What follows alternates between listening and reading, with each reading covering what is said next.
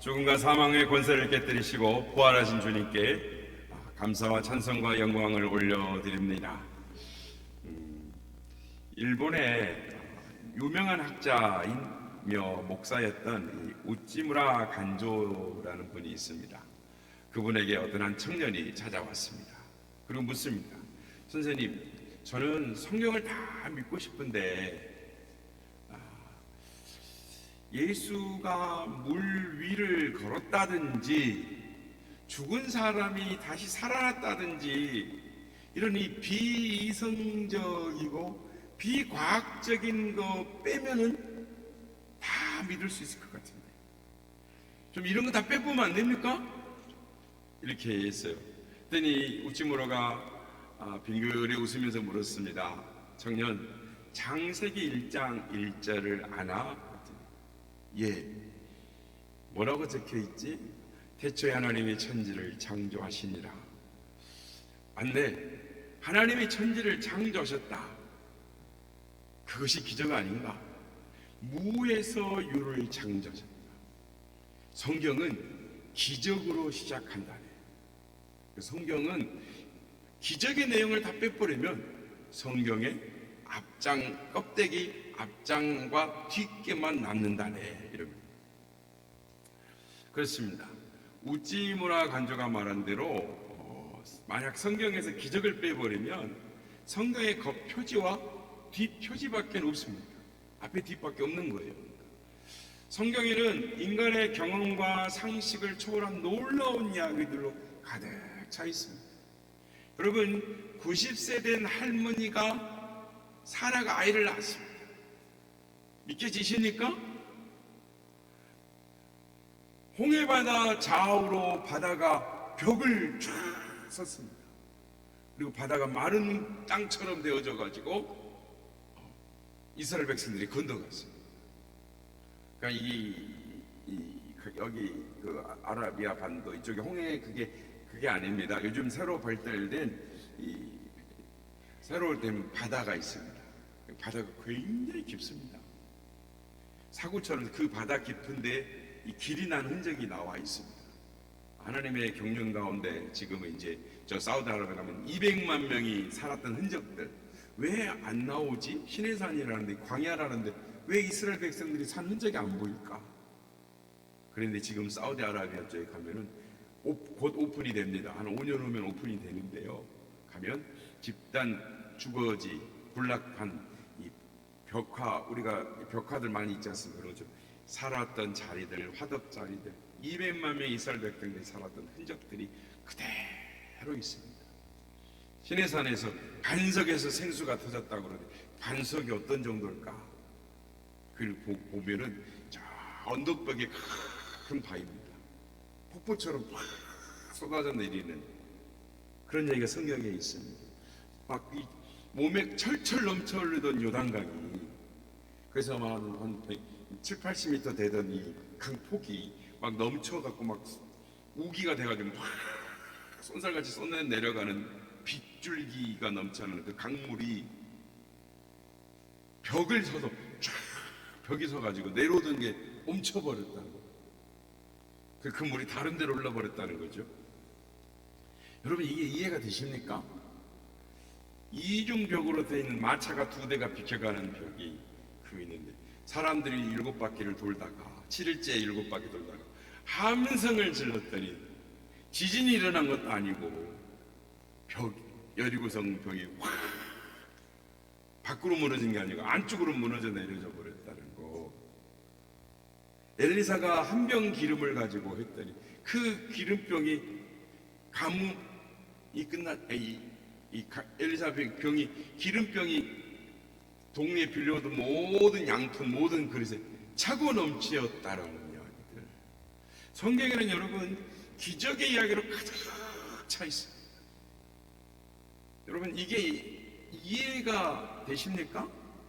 그 중에서도 예수님의 동정녀의 탄생과 예수님의 부활의 기적은 기적 중의 기적인 것입니다. 이 기적이 둘 다 중요하지만 예수님의 부활은 더 중요한 것입니다. 여러분, 만약 예수님이 부활하지 않으셨다면 어떻게 됐을까요? 여러분, 오늘 부활절입니다. 만약 예수님이 부활하지 않았다면 어떻게 됐을까요? 오늘 본문 우리가 읽지는 않았지만 고린도서 15장 14절 15절 말씀입니다. 우리 한번 같이 읽어보겠습니다. 시작. 그리스도께서 만일 다시 살아나지 못하셨으면 우리가 전파하는 것도 헛것이요 또 너희 믿음도 헛것이며 또 우리가 하나님의 거짓 증인으로 발견되리니 우리가 하나님이 그리스도를 다시 살리셨다고 증언하였습니다. 만일 죽은 자가 다시 살아나는 일이 없으면 하나님이 그리스도를 다시 살리지 아니하셨습니다. 그리스도께서 만약에 다시 살아나지 않으셨다면 우리가 목숨 걸고 믿는 이 복음이 헛된 것이 되고 마는 것입니다. 우리의 믿음이 헛것이 되는 것입니다. 그리고 우리 모두가 다 거짓말쟁이가 되는 것입니다. 오늘 17절 19절 말씀 같이 읽어보겠습니다. 시작. 그리스도께서 다시 살아나신 일이 없으면 너희 믿음도 헛되고 너희가 여전히 죄 가운데 있을 것이요 또한 그리스도 안에서 잠자는 자도 망하였으리니 만일 그리스도 안에서 우리가 바라는 것이 다만 이 세상에 살 뿐이면 모든 사람 가운데 우리가 더욱 불쌍한 자이리라. 아멘.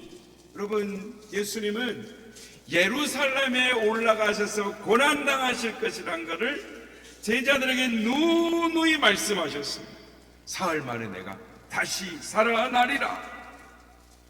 여러분, 만약에 주님이 부활하지 않으셨으면 주님은 거짓말쟁이요 천하의 사기꾼이 되는 것입니다. 그리고 우리 또한 천하의 사기꾼을 믿었기 때문에 우리의 믿음은 헛것이 되는 것입니다. 우리는 여전히 죄 가운데서 지옥의 형벌을 받을 지옥 자식이 되어 있는 것, 지옥불로 향하는 존재로 남아 있었을 것입니다. 그러나 주님은 살아생전에 말씀하신 대로 십자가에 죽으셨다가 3일 만에 부활하셨습니다. 오늘 새벽에 주님은 부활하셨습니다.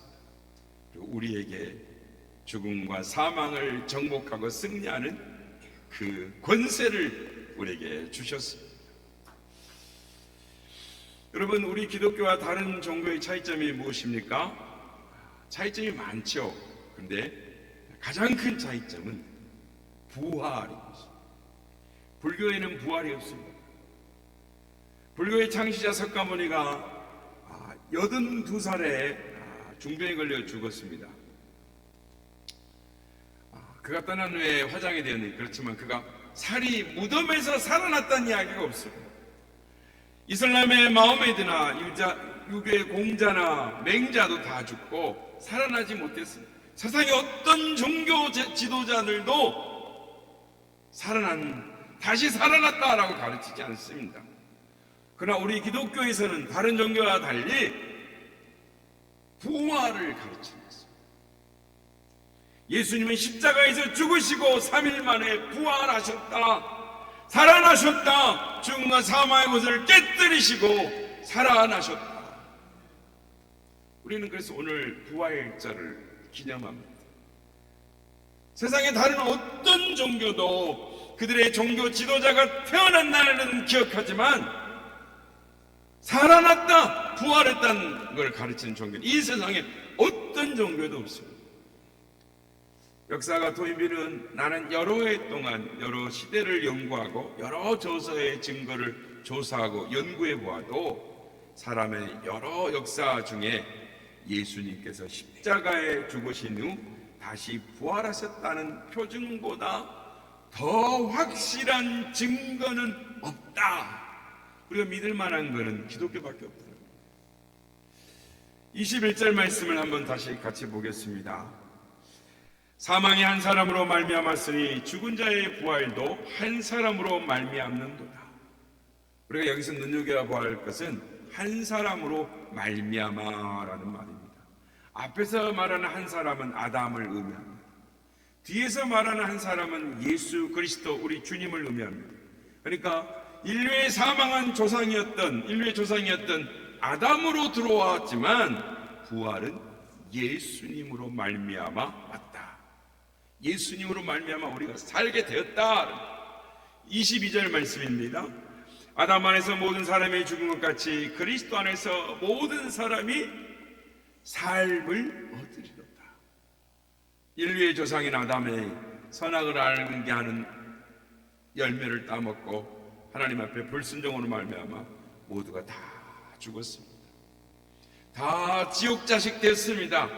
모든 사람의 죽음이 주어졌습니다. 그러나 우리 주님께서 십자가에 죽으시고 우리의 모든 죄를 청산하시고 다시 살아나심으로 말미암아 우리에게 새 삶이 주어졌습니다. 부활의 영생이 주어졌습니다. 얼마나 기쁘고 감격스러운 일입니까? 우리는 이 사실을 믿습니다. 우리는 이걸 생명을 걸고 믿습니다. 영혼을 걸고 믿습니다. 그런데 여러분, 사람들이 이 말을 믿지를 않습니다. 죽은 사람이 어떻게 살아난단 말이냐? 예수님이 다시 오신다고? 그러면 어떻게 올 건데? 이렇게 묻는 거예요. 그러면서 믿질 않는 거예요. 여러분, 이런 현상이 오늘날에만 있겠습니까? 아닙니다. 2000년 전에 사도 바울이 복음을 전할 때에도 사람들이 믿지 않았습니다. 죽은 자가 산다고? 다시 온다고? 변한다고?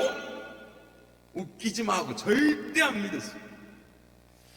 그래서 오늘 15장 35절에 보면 누가 묻기를 죽은 자들이 어떻게 다시 살아나며 어떠한 몸으로 나오느냐 하리니, 사도 바울이 부활에 대해서 설명을 합니다. 36절에서 38절 말씀인데요. 어리석은 자여, 내가 뿌리는 씨가 죽지 않으면 살아나지 못하겠고 또 내가 뿌리는 것은 장래 형체를 뿌리는 것이 아니요 다만 밀이나 다른 것의 알맹이 뿐이로되 하나님이 그 뜻대로 그에게 형체를 주시되 각 종자에게 그 형체를 주시느니라. 여러분, 사도 바울이 말합니다. 어리석은 자여, 어째서 왜 어떻게 안 믿을 수가 있느냐? 왜 부활을 이상하게 여기느냐? 뿌리는 씨가 땅에 씨를 뿌렸는데 그 씨가 죽지 않으면 어떻게 싹이 나고 자라나겠느냐? 우리가 씨를 뿌리는 것은 장래의 형체를 뿌리는 것입니다. 미라를 뿌립니다. 땅에 뿌리죠. 그러면 미라는 지금 자그마한 모습하고는 전혀 다른 것으로 나오지요. 다른 모습으로. 그게 얼마나 신비한 일인지 모릅니다. 여러분, 잠깐 생명의 신비의 세계로 들어가 보겠습니다. 진화론자들이 어떤 이론을 가지고 말을 해도 생명의 신비, 생명의 근원의 문제를 풀 수가 없습니다. 요즘 생명공학이 아무리 다 발달했다 해도 생명을 만들어낼 수 있습니까? 우리가 생명을 만들 수 있습니까? 생명의 신비는 영원한 것입니다. 창조주가 없으면 못해요. 우리 이런 기사를 본 적이 있을 것입니다. 3000년 전에 만들어진 미라를 발견했는데, 미라 손에 3000년 전에 벽시가 이렇게 탁 쥐어져 있었다는 거예요. 그래서 식문학자들이 이 3000년 전에 심겨진 씨가 살아날 수 있을까? 그래서 물 온도를 조정하고 했더니 그 중에 씨앗이 몇 개가 살아났다는 거예요. 여러분, 3000년이 지나도 그 안에 생명이 있기 때문에 다시 싹이 피어오르는 것입니다. 살아나는 것입니다. 여러분, 노란 잔디가 생명이 있습니다. 앙상가지에 그 속에도 생명이 있습니다. 땅 속에 묻힌 씨앗 속에도 생명이 있습니다. 죽은 듯 하지만 누런 잔디가 파르르 자라나는 거예요. 앙상한 나무 가지가 새싹이 나더니 척척척 그러면서 펴져 잎사귀가 풍성해지지 않습니까? 왜 그랬습니까? 그 안에 생명의 씨가 있기 때문에 생명이 드러나기, 죽었다가 다시 살아나는 것입니다. 우리는 우리 살아가는 세계 속에 하나님이 보여주신 그림자들, 부활의 그림자들이 얼마나 많은지 모릅니다. 부활을 볼 수가 있습니다. 번데기가 나방이 되죠. 굼벵이가 매미가 됩니다. 좀 지저분한 이야기를 할까요? 구더기가 나중에 파리가 돼서 날아다닙니다. 여러분, 고치 안에 들어있는 그 벌레, 고치 안에 들어있는 나방이 다른 세계가 있다, 자기가 죽었다가 다시 화려한 걸로 살아날 거라고 믿었을까요? 아니요, 못 믿었을 겁니다. 그러나 죽어야 새로운 모습으로 살아나는 것입니다. 부활하게 되는 것입니다. 이것이 하나님의 생명의 신비인 것입니다. 사람의 머리로는 이해가 안 되어도 성경이 비과학적이 잘못된 것이 아니라 사람의 한계, 인간의 한계 때문이지 성경은 진리인 것입니다. 세브란스 병원에 임종 환자를 맡는 이 수간 의사가 있습니다. 근데 이분이 아가씨였어요. 처녀였습니다. 근데 이 아가씨 간호사가 일을 너무 잘해가지고 수간 의사가 됐습니다. 근데 이 사람이 해야 되는 일이 뭐냐면, 사람이 죽으면 그 사람의 이렇게 죽은 일지를 기록을 하는 거예요. 언제 죽었다, 무슨 병으로 죽었다, 이거를 기록을 합니다. 그런데 이 간호사가 어느 날 갑자기 불현듯 이런 의문이 드는 거예요. 죽음을 맞이하는 사람들의 반응은 어떨까? 갑자기 그런 생각이 드는 거예요. 그래서 자기가 죽은 사람들의 반응을 체크하기 시작했어요. 근데 어떤 사람은 죽음을 못 받아들이고 막 발버둥 치다가 죽는 거예요. 어떤 사람은 죽음을 받아들이는데 조용하게 수긍하면서 받아들이더라는 겁니다. 야, 이상하다. 그래서 다시 한번 조사를 해보기로 했습니다. 이 사람들의 종교가 뭘까? 그 종교를 해봤더니 죽음을 수용하며 받아들이면서 차분하게 죽음을 맞이하는데 다 기독교인들이라는 것입니다. 교회 다니는 사람, 예수 믿는 사람들이 죽음을 조용하게 받아들인다. 이들 안에 뭔가가 있다. 그래서 누가 인도하지도 않았는데 자기가 자기 발로 교회를 나온 것입니다. 그래, 교회를 나가봐야겠다. 거기에 어떤 생명의 진리가 있는 것 같다. 그래서 그가 교회에 나오더니 하나님의 은혜로 성령을 체험하고 부활의 은혜 가운데 기뻐 감격합니다. 그리고 나는 평생 이 영생의 소식, 이 진리를 전하는 삶을 살아가리라 하고 그 간호사 자리를 그만두고 외국의 신학교에 가서 신학을 하고 와서 이화여대에서 지금 신학을 가르치는 교수가 되어 있습니다.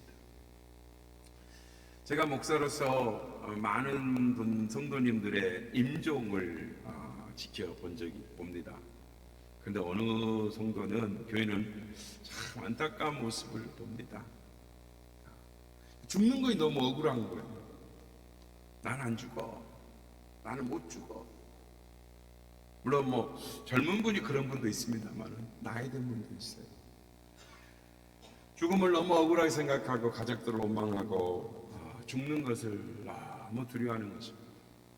그런데 어떤 분은 자녀들이 이렇게 돌아가시면 어떻게 해요? 우리는 어떻게 하면서 막 울고 겁니다. 그러면 그분은 뭐라면, 나는 지금 천국을 갈 건데 왜 우느냐? 찬송가를 불러라. 천국에서 다시 만나자. 이럽니다. 그러면서 저에게 이르는, 목사님, 지금까지 저를 신앙으로 잘 인도해 주셔서 감사합니다.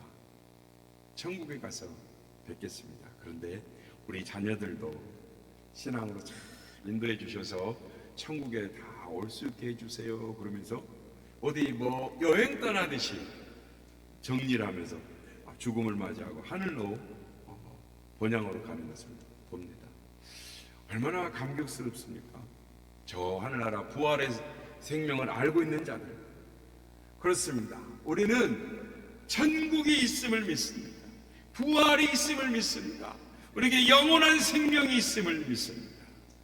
우리는 예수님께서 오늘 부활절입니다. 죽음을 정복하시고 사망의 권세를 깨뜨리시고 부활하신 날입니다. 이 기쁜 소식을 우리의 사랑하는 가족들, 이웃들에게 전하는 우리가 되길 원합니다. 어떤 초등학생이 있었습니다. 예수님을 잘 믿는데 그 아이의 아빠가 예수를 믿지 않았습니다. 그래서 이 아이가 아빠를 너무 사랑해서 우리 아빠가 예수를 안 믿으면 지옥 갈 텐데 어떻게 하지 하면서 아빠 교회에 나와 예수님 믿고 천국 가세요 이렇게 자꾸 말을 하는데 아빠는 그 아이가 하는 것이 귀엽기만 해요. 그래서 그래 너 먼저 믿어. 너 먼저 잘 믿고 있으면 아빠가 나중에 믿을게. 자꾸 이렇게 강요하면 너무 부담 주면 힘들잖아. 아빠가 힘들잖아. 나중에 내가 믿을게. 이러면서 아들을 이렇게 귀여운 아들을 토닥토닥하고 그랬어요. 그렇게 넘긴 거죠. 근데 어느 날 가슴 아프게 교통사고가 났어요. 이 아이가 죽은 거예요. 그러니까 부모의 슬픔을 이로 말로 달랠 수가 없는, 영원할 수가 없는 거예요. 그래서 그 아빠는 아들의 죽음 때문에 그 아들이 사용했던 방, 그 아이가 만졌던 책, 옷까지 여러 가지를 만지다가 우연하게 그 아이가 쓴 일기장을 보게 됐어요. 근데 교통사고 나기 죽기 전 며칠 전에 아이가 쓴 일기장을 보고 그냥 하염없이 울었어요. 기절할 것 같았어요. 그 내용이 이런 내용이 있었습니다. 하나님, 우리 아빠가 예수님 믿게 해주세요. 하나님, 아빠가 예수 믿기 위해서 내가 죽어야 한다면 나는 죽기를 원합니다. 내가 죽어서라도 아빠가 예수를 믿게 해주세요. 아빠는 이 일기를 읽고 엄청난 충격 그리고 후회의 통곡을 했습니다. 예수를 믿는 일이 이렇게 중요한 것인가? 생명을 떼어놓고 내가 믿어야 하는가? 그는 그 자리에서 무릎을 꿇고 하나님 앞에 회개를 하고 예수님을 영접했습니다. 그리고 그 하나님 나라에서 그 아들을 다시 만나게 될 것을 소망하게 되었습니다. 그리고 자기 아들의 생명과 자기의 생명을 맞바꾼 것이 되었기 때문에 하나님 앞에 자신의 삶을 드렸습니다. 이분이 누구인지 아십니까? 지난 반세기 동안 전 세계의 수백만 명의 청년들을 예수 그리스도께로 인도하신 CCC의 대표 김증곤 박사님입니다. 사랑하는 성도 여러분, 우리 모두는 분명한 부활 신앙을 소유하시기를 바랍니다. 우리에게 영광스러운 부활이 있습니다. 우리는 여기에 생명을 걸고 사는 사람들입니다. 그러기는 우리의 사랑하는 이들, 우리 가족들에게 이 복음을 전할 우리가 되기를 원합니다. 세상의 사람들 미세를 떨치고 흥청거리는 사람들을 보고 부러워하거나 근심걱정하는으로 신앙을 흔들린 자가 아니라 부활의 주님을 바라보며 주님과 동행하며 이 복음을 전해서 천국에서도 빛나는 산, 하나님 앞에 기쁨으로 경배하며 나아갈 수 있는 우리 모두가 다 되시기를 예수님의 이름으로 축복합니다.